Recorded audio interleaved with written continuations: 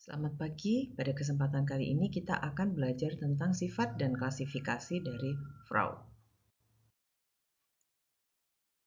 Terdapat dua capaian pembelajaran mata kuliah. CPMK pertama itu adalah memperoleh pemahaman terhadap konsep dasar fraud dan implikasinya, sedangkan CPMK 2 yaitu untuk mengembangkan kemampuan berpikir dan mengkritisi peranan akuntan, khususnya akuntan forensik dalam upaya pencegahan fraud. Harapannya di akhir mata kuliah ini, kedua capaian pembelajaran mata kuliah akan dapat tercapai.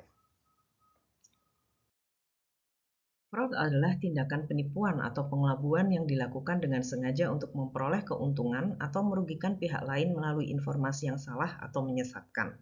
Di sini fraud dan error adalah dua hal yang berbeda. Mengapa? Karena fraud dilakukan dengan intensi, sedangkan error dilakukan dengan ketidaksengajaan. Ada banyak jenis fraud, begitu juga dengan korbannya. Korban dari fraud tidak hanya individual, tapi juga perusahaan, baik itu perusahaan BUMN maupun perusahaan swasta.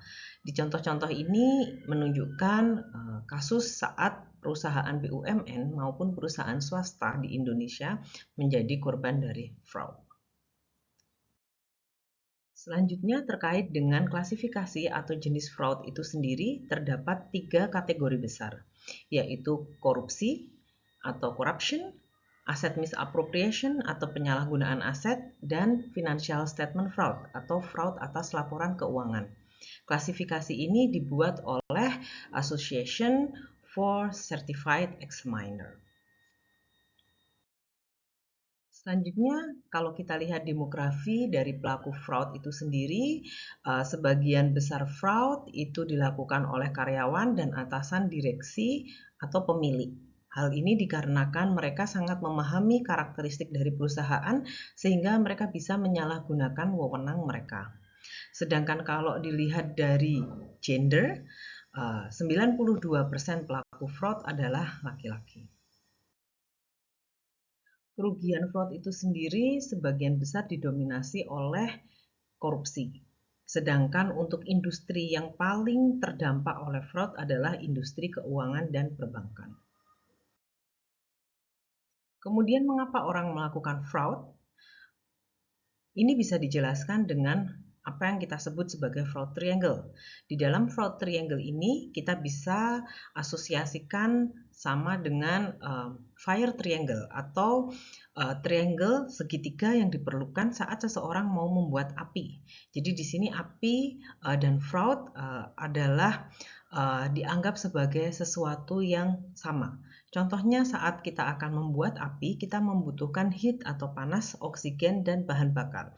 Begitu juga saat fraud akan terjadi, di sini seseorang itu akan mengalami pressure atau tekanan, kemudian dia akan mengalami atau mempunyai opportunity, kesempatan untuk melakukannya, dan yang terakhir dia akan merasionalisasi apa yang dilakukannya. Apabila 3 elemen ini terpenuhi, maka kemungkinan besar fraud akan terjadi.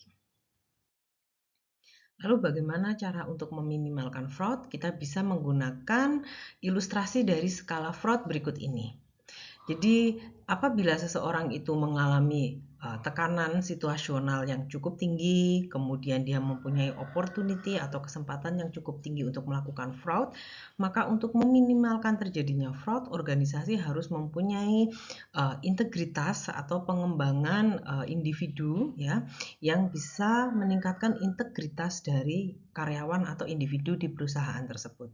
Jadi di sini personal integrity dia akan menyeimbangkan adanya kelemahan di internal control atau di pengendalian internal atau ya menutup opportunity yang ada, dan juga menyeimbangkan adanya pressure yang dialami oleh karyawan. Berikut adalah referensi yang saya gunakan, silahkan Anda baca. Saya sudah mengupload materi-materi ini juga di Elo.